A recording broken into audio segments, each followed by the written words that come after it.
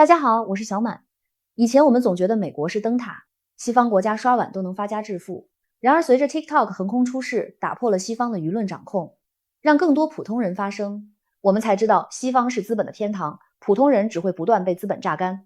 像今天这几位美国博主，有在美国被天价医疗和医保拒赔折磨到对着镜头痛哭的女孩，也有刚到中国被$12的打车费、$5的看病开药速度吓到下巴脱臼的美国青年。视频揭露的核心真相极其残酷，美国在用体制榨干普通人，而中国在用基建和普惠兜底生活。美国人正在迎来一场真正的认知崩塌。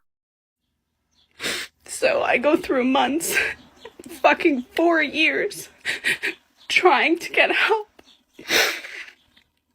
My insurance company is willing to pay for me to go get treatment out of state.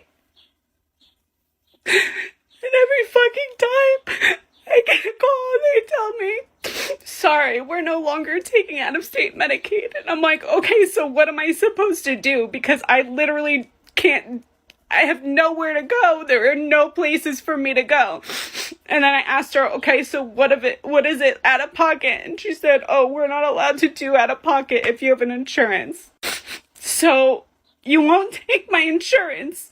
And then you won't take my fucking money if I'm gonna pay out of pocket? How does that make sense? I am so tired. I am so tired.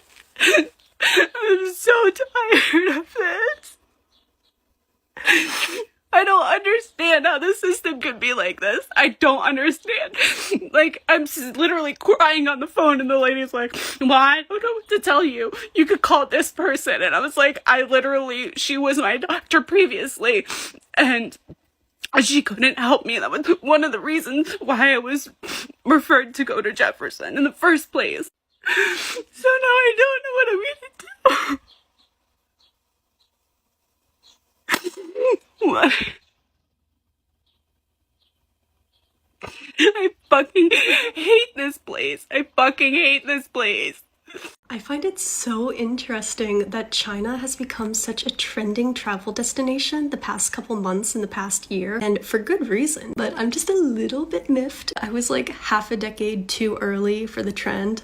Because I'm not Chinese myself, but in middle school, high school, university for like 7 years off and on, I was taking Mandarin Chinese classes. And when I was 16, I ended up going to China for a couple weeks, which was fully funded by the Chinese government actually. And about a year after I left, it ended up getting shut down by my state. And yeah, this was even before COVID, like 2018, but traveling to China just did not have the same like prestige level as going to Japan, for example. So I am glad that is changing. And I think it's great that people are discovering China for themselves. That isn't just through the lens of what American media tells you to think about China. Because one incident that I remember so clearly that looking back is just so ridiculous. In 2022, I went on a school trip to Israel and the West Bank. And one day on the trip, a group of students and I were having lunch at this cafe in Jerusalem, like West Jerusalem, of course, after we had just gone on like a visit through the West Bank into Ramallah, seeing the border checkpoints, everything going on there, hearing from so many people. And then we're sitting in this cafe in Jerusalem and we're talking about like, where we've traveled before, where we want to travel. And I say, yeah, I've been to China before, thought it was great, I really want to go back.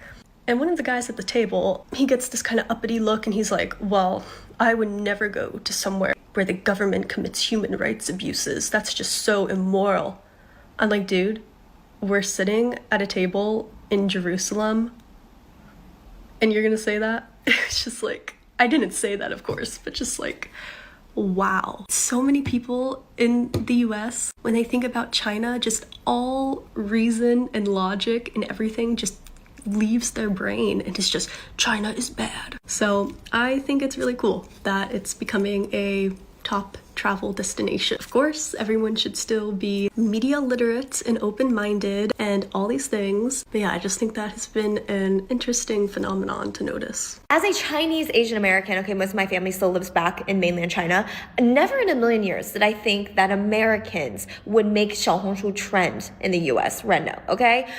Second thing being, everyone going to Reno and realizing, oh my gosh, the algorithm is fantastic. Wow, like I scrolled on this for 10 minutes and now I'm basically getting served all English content and all of this. I love the algorithm. This is fantastic. You guys have to remember that China is a country that heavily emphasizes education. Because it's so populated, one of the only ways to really raise your family's social mobility is by getting educated, by being smart, and getting a well-paying job. That is like one of the only methods, which same thing goes when a country like the US, but really in China, education is heavily emphasized. I think it's hilarious that people in the US are starting to finally wake up and realize how behind we are. Because if you really look into China in terms of technology, the Huawei phones, even their electric cars, even their apps, their algorithms, you will start to realize that they are far more advanced than our country in terms of all of that. Why?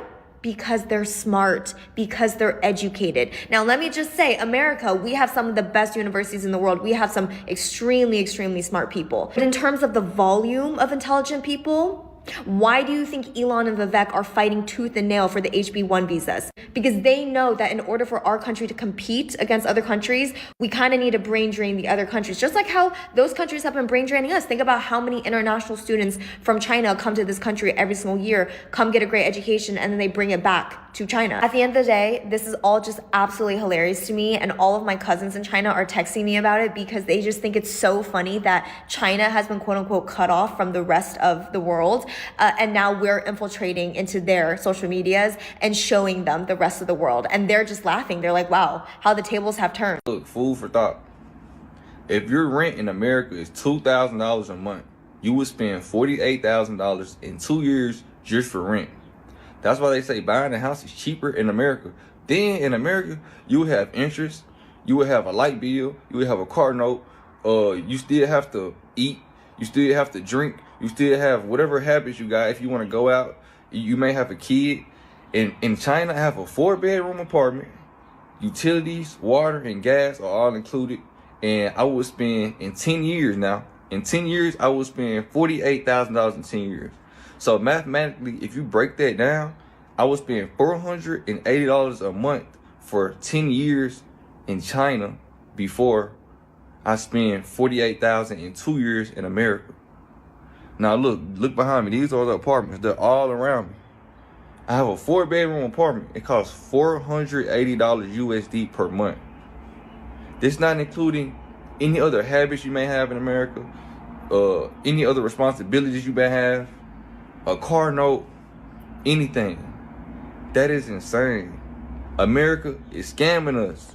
And you have car insurance, you have a cell phone bill, you have all these other things, health insurance you have to pay for monthly. So you really aren't getting anything for the dollar.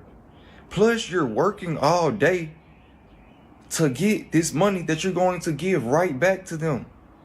Just look at this. Look how peaceful it is. I can hear the crickets and the birds chirping. This is insane.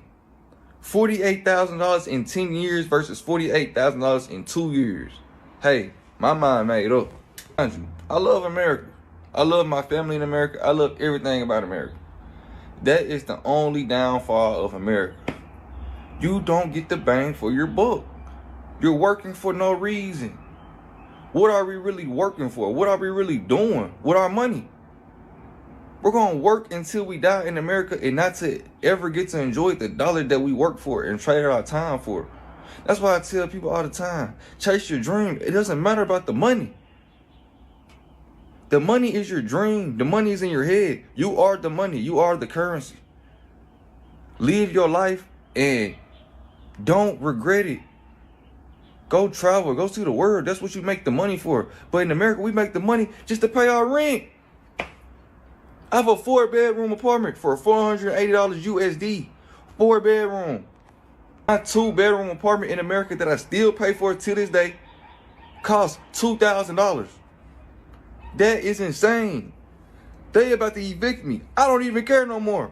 You guys, I just got to China, and even though I've been many times, this time the cost difference between things is like making my head explode.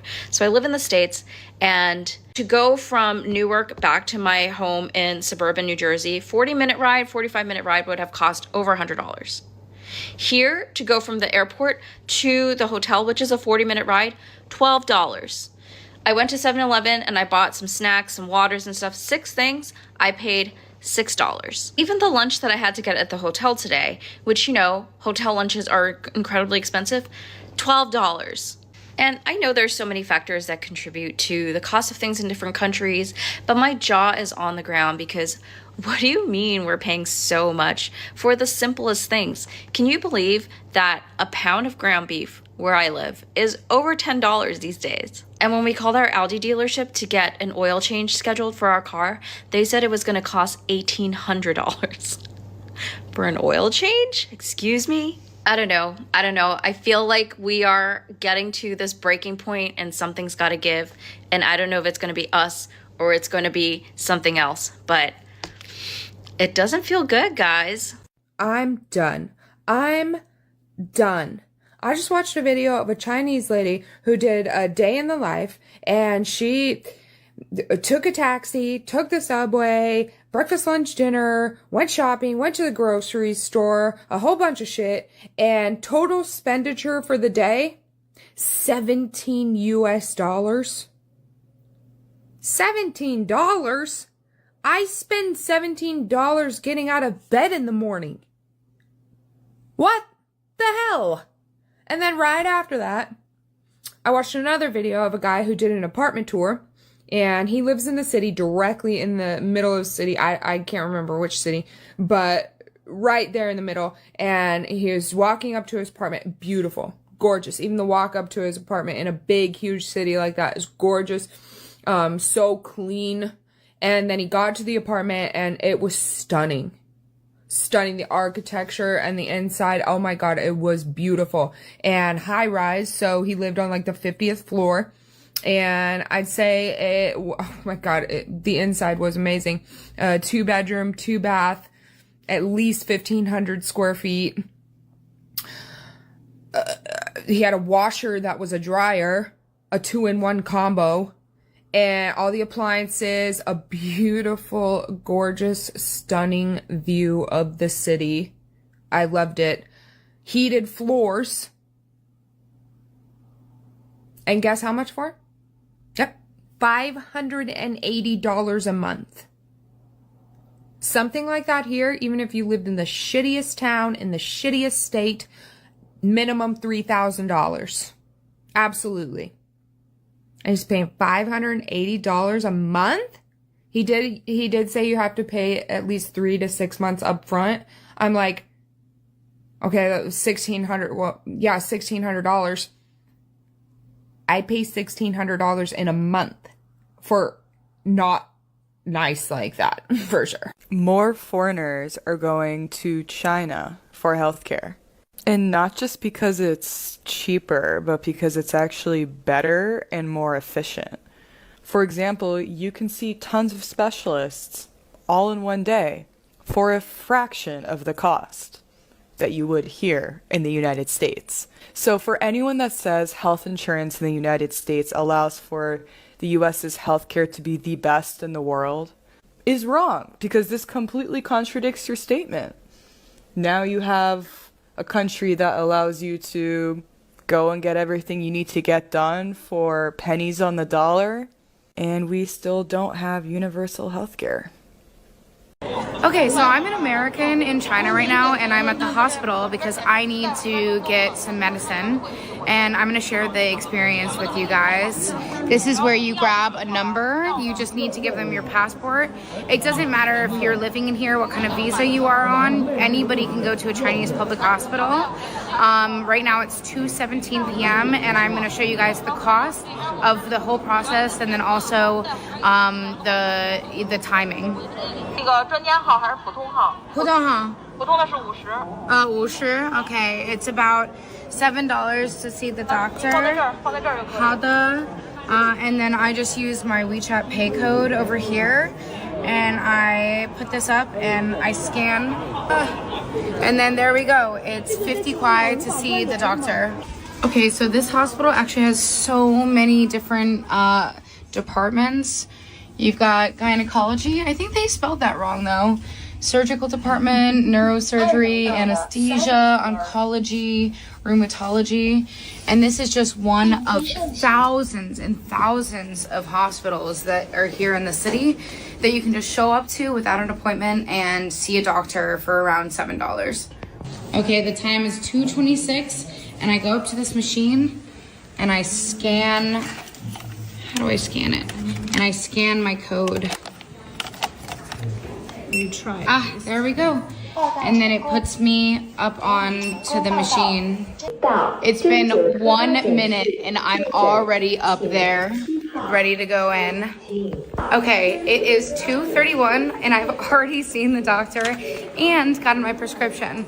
Let's go down to the pharmacy, which is inside of this same hospital, and see how long it takes for the medicine to come out. Okay, so the first step is I need to go pay for it. The total of the prescription was 37 kwai, which I'm pretty sure is like 你好，要付费的 37 kwai, which I'm pretty sure is like $5 for the whole prescription, plus the $7 to see the doctor. I'll do the math later. I think it's $12. Okay, now that I've paid the $5, I'm taking my code, and then now I'm officially lined up. And I think that in a second, my name might pop up here at one of these. Okay, it's been less than a minute and my name is already up there, and I can give them my prescriptions. Here we go, up there. You can see the time, 2:36. Yeah. There we go. And then I've got the medicine and I'm ready to walk out of here.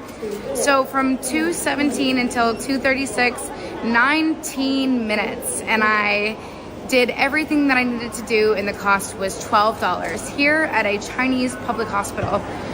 How much would it cost where you are? And oh, by the way, I did all of this without insurance. 看完整个视频，最让我深思的是这些美国博主从刻板偏见到信仰幻灭的心态转变。曾经在美国舆论的长期洗脑下，他们以为自己生活在人类灯塔，而中国是落后且缺乏自由的。但当他们真正踏上中国的土地，面对480美金就能租到的4居室，面对19分钟12美金就能完成的公立医院就诊流程，他们的精神世界彻底坍塌了。